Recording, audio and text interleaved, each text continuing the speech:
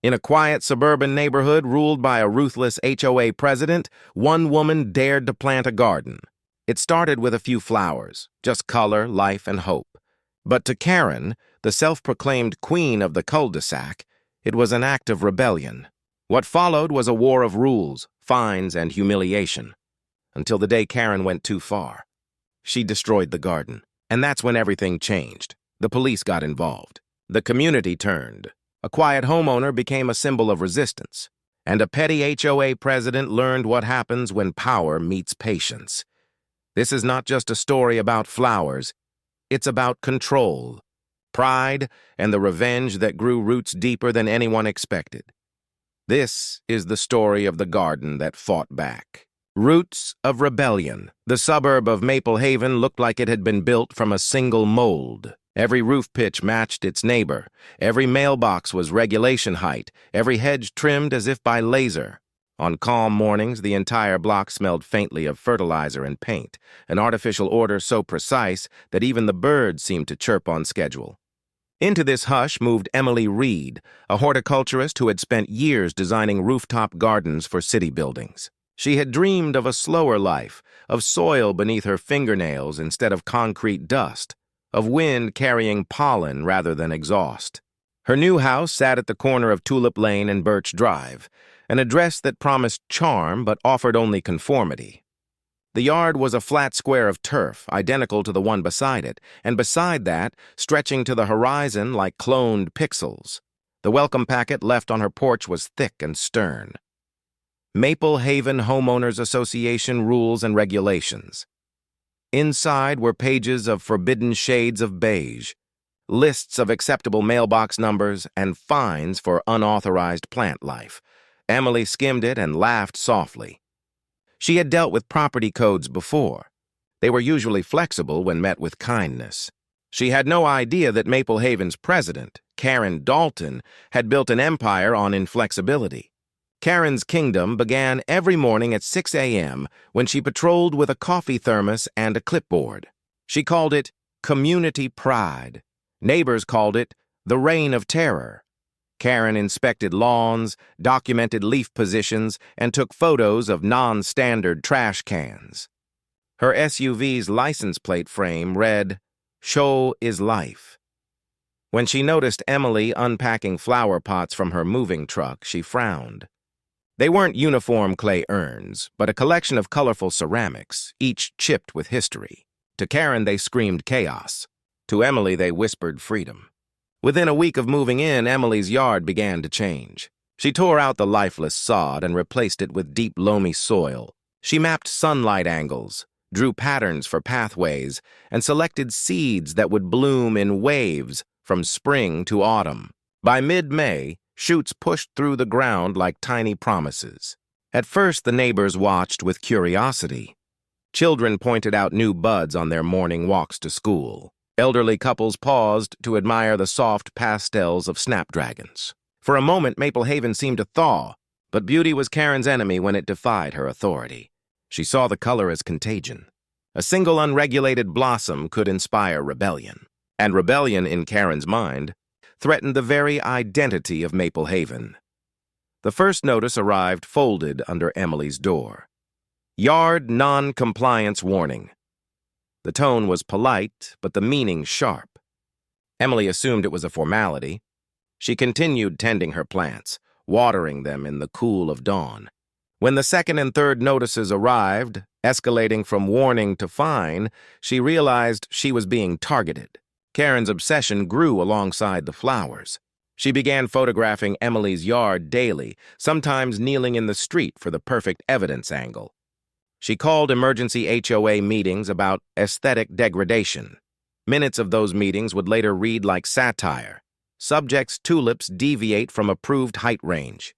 Still, Emily refused to surrender the peace her garden brought. She had endured corporate deadlines and concrete jungles. She could endure a suburban tyrant. Yet each letter, each threat dug into her calm like a weed. She wondered how far Karen might go. Late one night, headlights swept across her windows. Emily peeked through the curtain and saw Karen's SUV idling by the curb. The woman was taking more photos.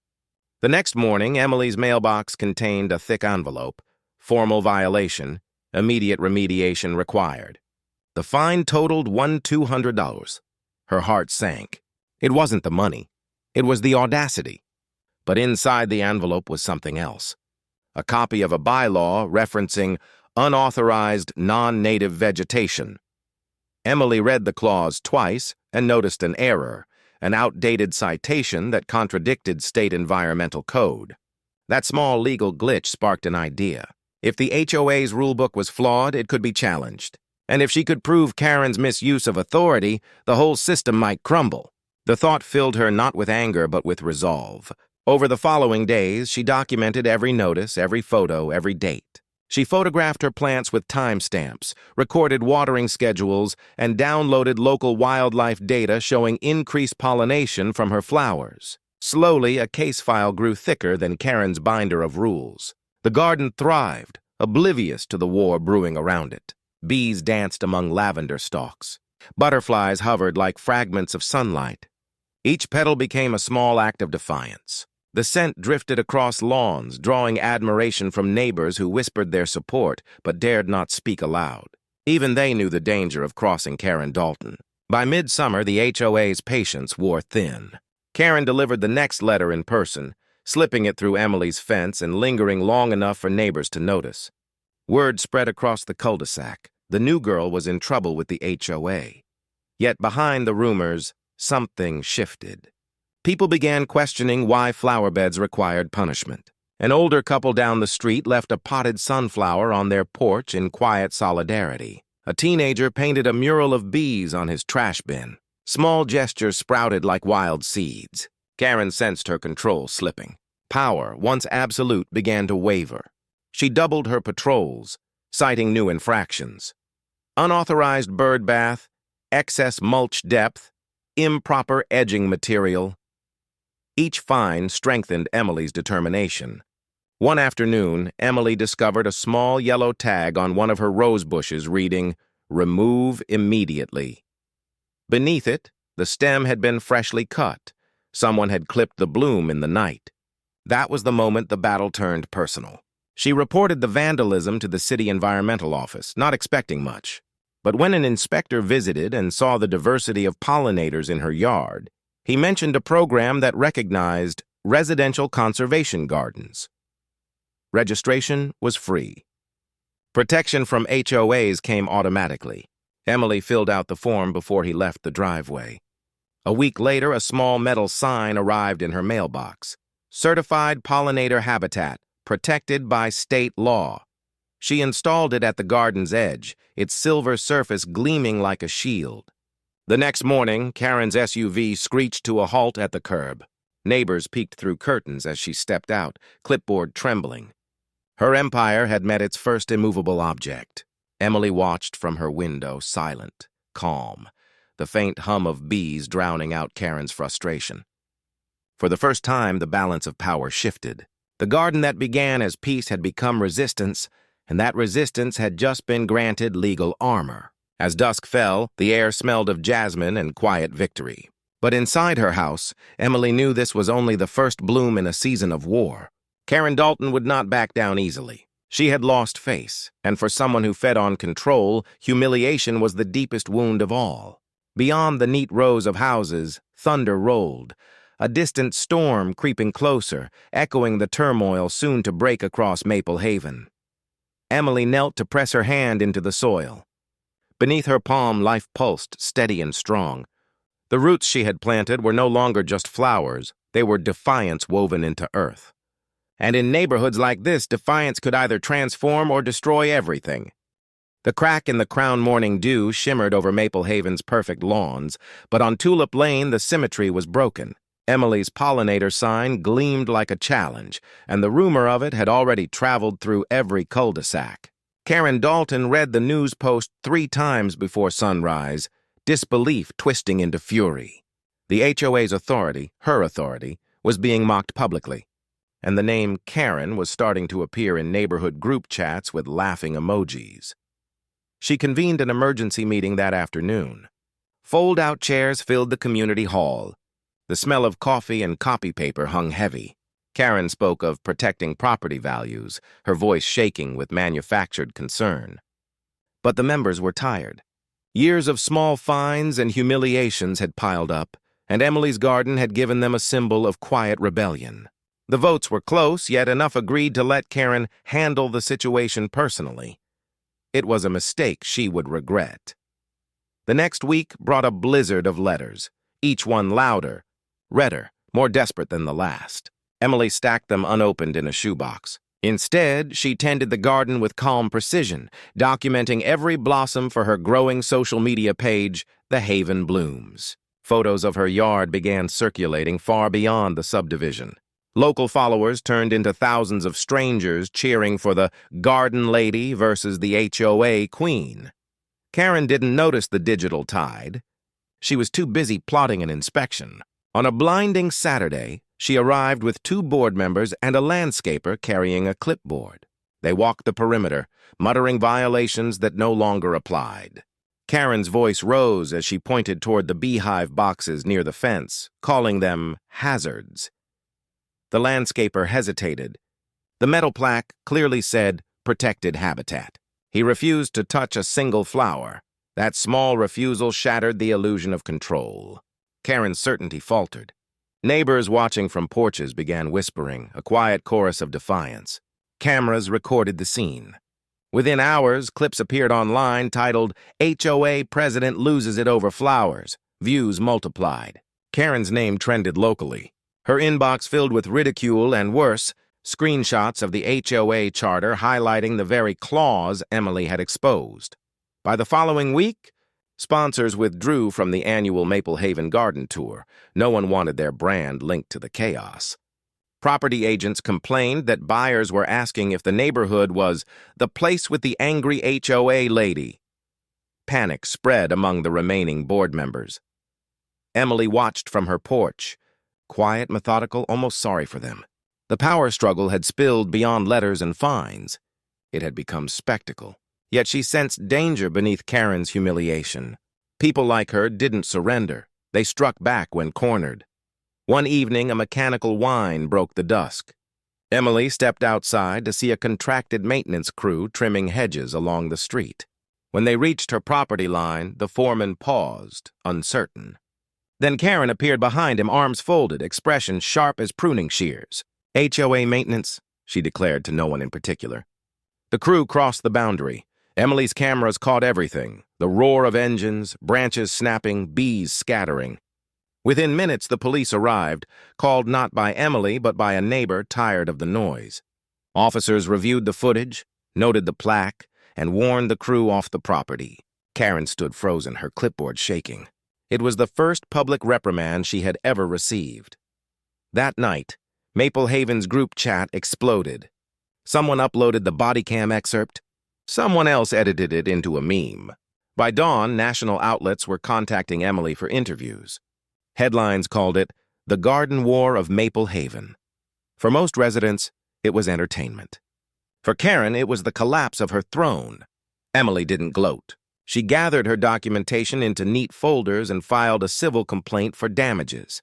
The lawyer she met downtown smiled when he saw the viral numbers. Public sympathy, he said, was more powerful than any court order. A week later, the board announced an emergency vote of no confidence. Karen resigned under the polite wording of health reasons. Her SUV disappeared from the street the next morning, leaving only a faint rectangle of dead grass where it used to park. Maple Haven changed after that. Neighbors painted mailboxes bright colors. Children planted seeds in coffee cans. The HOA bylaws were rewritten to include a single new sentence. Personal expression through responsible gardening is encouraged, and at the center of it all, Emily's garden bloomed higher, louder, wilder, a riot of color that smelled of honey and freedom. The place once ruled by silence now buzzed with life. She never saw Karen again, but sometimes, when wind rustled through the lavender, she imagined the sound of a clipboard snapping shut forever. The echo of control, the resignation of Karen Dalton rippled through Maple Haven like a silent detonation. For years, her presence had been a constant. Clipboards, citations, whispered threats about property values. Now the absence of her SUV and the vacant seat at HOA meetings felt almost unnatural, like a tyrant's shadow that still lingered even after the light changed. Emily sensed it too. The quiet mornings that followed were heavy with a strange unease. The neighborhood lawns, once uniform squares of green, began to shift in tone and color. Wildflowers appeared beside trimmed hedges. Painted rocks lined driveways. It was as if the entire community had inhaled deeply for the first time in years and was now exhaling art and rebellion. But freedom has a price. What Karen left behind wasn't peace, it was paperwork. She had woven herself into every layer of HOA procedure, from bank accounts to maintenance contracts. The new board found themselves sifting through records that led nowhere, invoices without signatures, fines collected but never deposited, and an untraceable beautification fund that had quietly drained thousands over the years. Every file they opened seemed to whisper the same name: hers. Emily hadn't meant to get involved again, but curiosity became duty when one of the board members asked for her help. Her analytical mind and calm presence made her the natural choice to lead a small committee to audit the HOA's finances. It felt poetic. The woman once fined for a flower bed now combing through the paperwork of her tormentor. Days turned into nights of numbers and receipts. The evidence built itself quietly, like roots spreading beneath the soil. Each discovery revealed how Karen had used the HOA's authority not as governance, but as camouflage. She had funneled community funds into consulting services, landscape enforcement, and even personal home upgrades under vague project codes. The truth was dirty, but it grew clearer with every document Emily scanned. Outside, the world still talked about the garden war of Maple Haven. Emily's social media following had exploded. News channels framed her as a symbol of standing up against HOA tyranny. Some called her a suburban freedom fighter, others simply the garden lady. Local reporters waited outside her picket fence hoping for a quote. She avoided them all. Fame was an accident. Her goal was resolution. Then, one evening, a letter arrived. It had no return address. Inside was a single sheet of paper, a printed message with bold, uneven font. "You've made your point. Stop digging." There was no signature. Only a faint smudge of dirt near the bottom corner, as if it had been dropped in haste. Emily's chest tightened. The camera feed caught no one approaching her porch that night. She stared at the message for a long time before locking it away with her other documents. If this was meant to frighten her, it only confirmed what she already suspected. Karen's influence had not ended with her resignation. Rumors began to circulate, sightings of Karen at nearby neighborhoods, consulting unofficially for other associations, whispers of lawsuits being prepared in retaliation for defamation. None of it could be confirmed. But the tension returned, soft and invisible, like humidity before a storm. Emily's next move was quiet, but deliberate. She compiled a comprehensive dossier, every invoice, every missing dollar, every rule misused for personal gain. The folder was thick, heavy with truth, and she handed it to a local journalist known for exposing suburban corruption. She didn't expect what came next. The article published 3 weeks later under the title, "Queen of the HOA, the Hidden Empire of Maple Haven." It traced Karen's financial mismanagement through multiple housing communities, exposing a pattern of embezzlement and personal gain stretching over nearly a decade. The story went national within 48 hours. Comment sections turned feral, demanding accountability. News vans parked along Maple Haven's pristine sidewalks, and reporters hovered near Emily's garden gate again, this time with open admiration. But the exposure also drew something darker. One morning, Emily found tire marks cut deep into the soft soil beside her flower beds, fresh, deliberate, and leading straight across her yard. The fence gate hung loose, one hinge twisted. No one saw who did it. Yet the message was clear enough. The fight wasn't over. The HOA board strengthened security, police patrols increased, but the damage was done. Fear returned to Maple Haven like frost over tender leaves.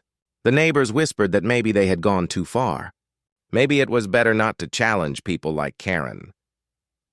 Emily stood in the garden that night beneath the low hum of streetlights and realized the truth. The more sunlight she brought to the darkness, the more shadows it cast. Still, she refused to retreat. With quiet resolve, she repaired her gate, replanted crushed flowers, and posted a new sign near the sidewalk. Growth always begins underground. The phrase spread quickly through Maple Haven, printed on t-shirts and yard flags. The story was no longer about a garden. It was about courage in small places, defiance rooted in soil and patience. For the first time, Emily understood that what had started as her personal battle was now a movement much larger than herself.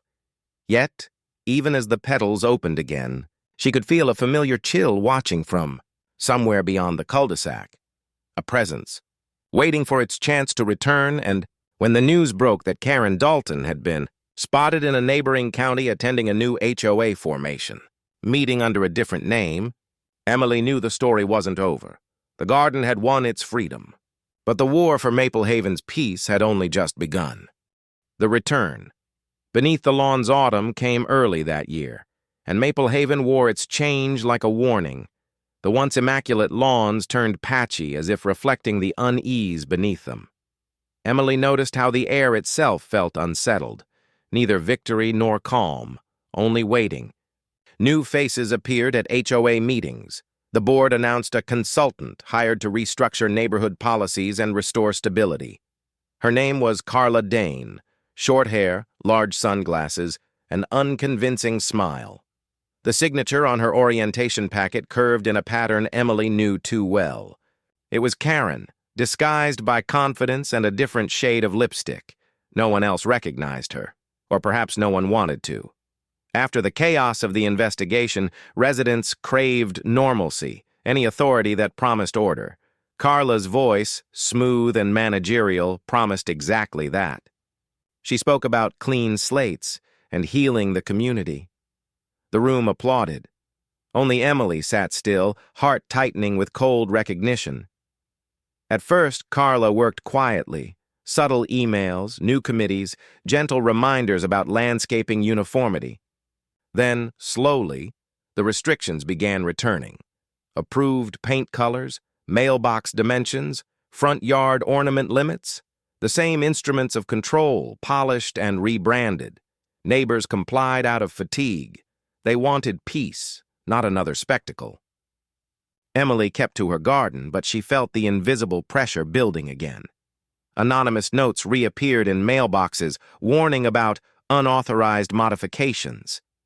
The joy that had once pulsed through the neighborhood thinned into resignation. And still no one questioned Carla Dane.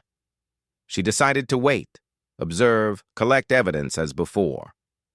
Cameras watched the street, folders filled with screenshots and copies of new bylaws. Each small policy mirrored the wording Karen had used years earlier, down to misplaced commas.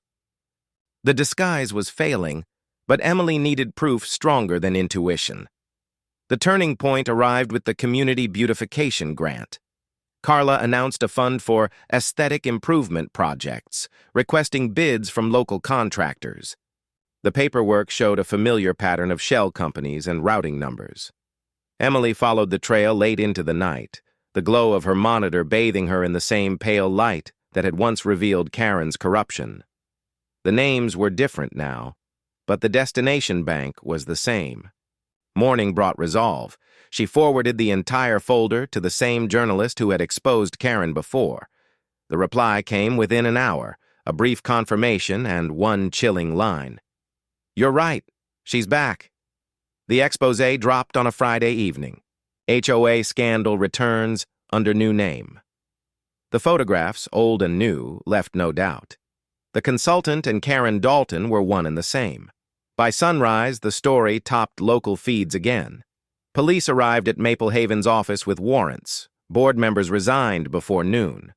Cameras clustered around the clubhouse gates as officials escorted Carla Dane away for questioning. Through it all, Emily remained unseen in her garden, pruning sun-dried blossoms, the hum of bees drowning out the distant chaos. She didn't need to watch to know how it ended. The neighborhood that once feared Karen now laughed in disbelief. The myth had collapsed completely. Authority revealed as nothing more than paperwork and arrogance. When the sun set that day, Maple Haven was silent except for wind chimes and the soft rhythm of sprinklers. Emily sat on her porch, feeling neither triumph nor relief, only a steady calm, like soil finally settling after a storm. The fight had come full circle, and she understood that victory was not in headlines or applause, but in the quiet persistence of things that grow. Still, part of her knew that people like Karen never disappear entirely. They move, they change names, they find new committees to chair. Control, she thought, is a weed. It always tries to return. But so is freedom, and she had learned how to tend it. She turned off the porch light and let the darkness take its place among the flowers, trusting the roots to hold.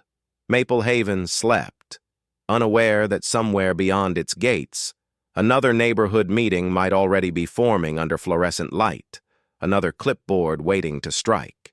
And Emily's garden waited too, alive, alert, quietly blooming. The trial of perfection winter crept into Maple Haven quietly, coating the manicured roofs in pale frost and stillness. The chaos of Karen's unmasking had faded into the kind of silence that follows after an earthquake, fragile, temporary, waiting for the next tremor. For months, the neighborhood lived in half-light. The HOA office remained locked, its sign removed, the once busy clubhouse now an empty shell with echoes of forgotten meetings. Reporters had gone, the cameras had vanished, and the hum of daily life had resumed. But with a scar beneath it, Emily's garden still bloomed, defiant against the season. She covered her soil with burlap and fed the roots for spring, her movements slow, methodical, almost meditative. Yet peace eluded her. The more the world celebrated her as a hero, the more she felt the weight of what came after the headlines, the endless emails, the legal summons, the subpoenas. Karen had not gone quietly. She had hired lawyers claiming defamation, emotional distress, and reputational sabotage. She presented herself as the victim of an online mob, a misunderstood community leader targeted by misinformation. The case reached the county courthouse under the sterile title, Dalton versus Reeve et al. It was no longer about fines or flowers. It was a battle over truth itself. Inside the courtroom, the air felt heavy with the hum of fluorescent lights. Piles of documents rose like barricades between past and present. The prosecution laid out the evidence: misused funds, fake invoices, falsified minutes. Each page carried Karen's signature, the same loops and flourishes that had once commanded fear.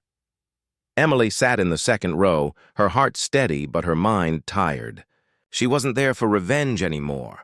She was there to witness closure, to ensure the story didn't twist itself into another performance. Karen entered each day in tailored suits, her hair pinned, her smile unbroken. The transformation was chilling. Behind the composure lay the same hunger for control, the same refusal to accept the simple truth, that she had fallen by her own design. Outside the courthouse, the public devoured every update. Comment sections turned the trial into theater. Hashtags trended again: Garden vs HOA, Justice in Bloom, Karen returns. Emily's name resurfaced in stories she never read, her face attached to memes she never approved. Fame, she realized, was a vine. Once it took hold, it never truly let go. Weeks blurred into hearings.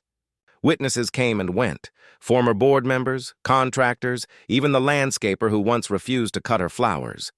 Their testimonies painted a picture too consistent to ignore. The pattern of control, the financial manipulation, the intimidation, it was all there, laid bare under oath. And then came the documents Emily had discovered months earlier, the receipts, the fake names, the false consulting fees. The courtroom murmured as the numbers lined up like dominoes. One by one they fell, each exposing another layer of deceit. When the verdict came, it landed like quiet thunder. The judge's voice was calm, almost kind as he read the decision. guilty on multiple counts of fraud and misconduct. Karen's empire of control was officially dismantled, her future reduced to restitution payments and probation. The moment should have felt triumphant.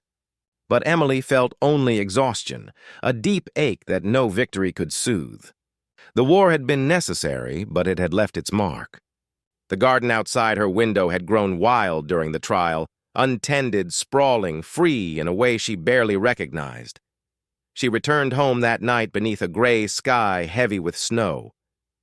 The neighborhood was dark except for porch lights flickering through frost. Her house waited, silent and steady, its windows glowing faintly like old friends. She stood before her garden gate, the wooden sign still standing. Growth always begins underground. The ground was frozen, but beneath it, life waited. Roots stretched unseen, patient, enduring. Emily realized then that the garden had never been about rebellion. It had been about resilience. The next morning, as snow began to fall, a small envelope slid through her mail slot. Inside was a single sheet of paper, an invoice from the HOA, stamped paid in full.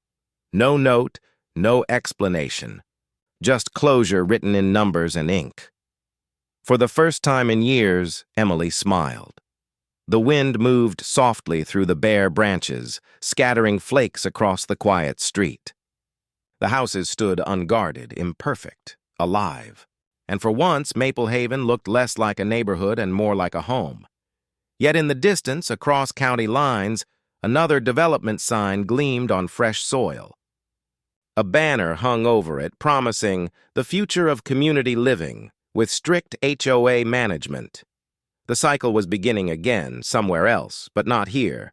Not anymore. Emily turned back toward her door, the garden whispering behind her like an old friend exhaling relief. The battle was over, and the earth, ever patient, ever forgiving, had claimed the final word. Roots that remember spring returned to Maple Haven with quiet mercy. The snow receded, revealing damp earth and the faint smell of new beginnings. The lawns that had once been manicured into identical perfection were now speckled with individuality, roses, succulents, wild violets, and bursts of color where conformity had once reigned. The neighborhood had changed. The HOA, once a symbol of silent power, now functioned as a community of volunteers, humble and transparent. Meetings were held on porches instead of boardrooms, decisions made over coffee instead of threats. The bylaws had been rewritten from scratch, this time with a single guiding line.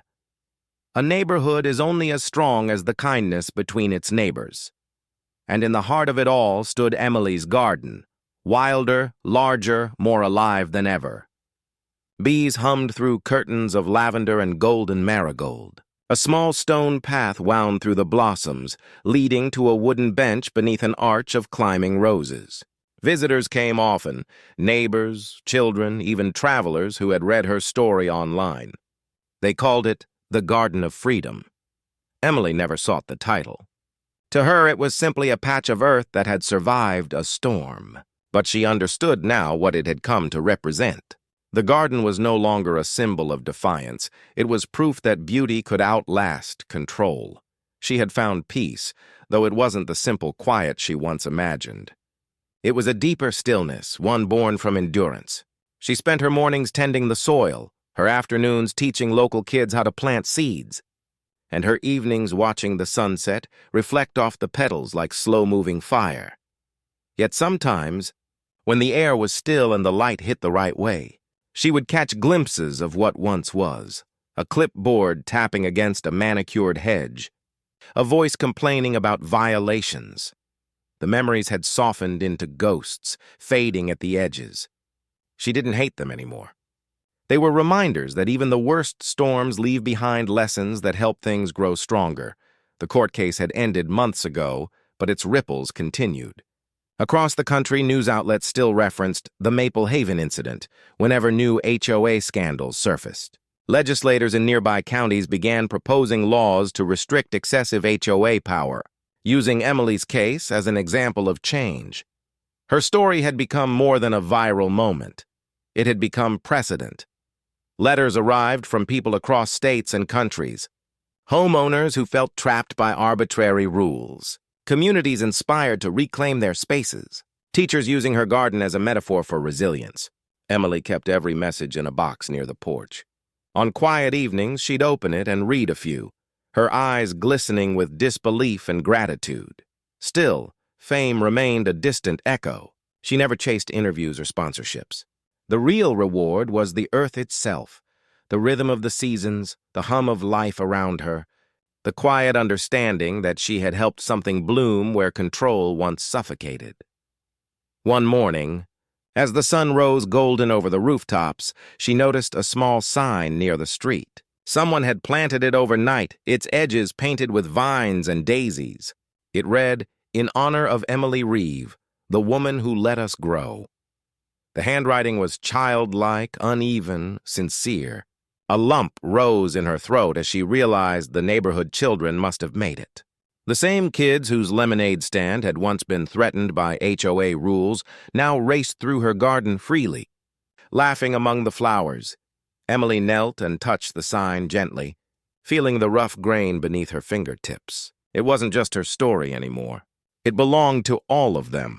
The neighbors who chose courage over compliance, compassion over fear. The wind picked up softly, carrying the scent of jasmine and soil. Somewhere in the distance, she heard a car door close and a faint voice greeting a new resident moving into one of the houses that had been empty since the trial.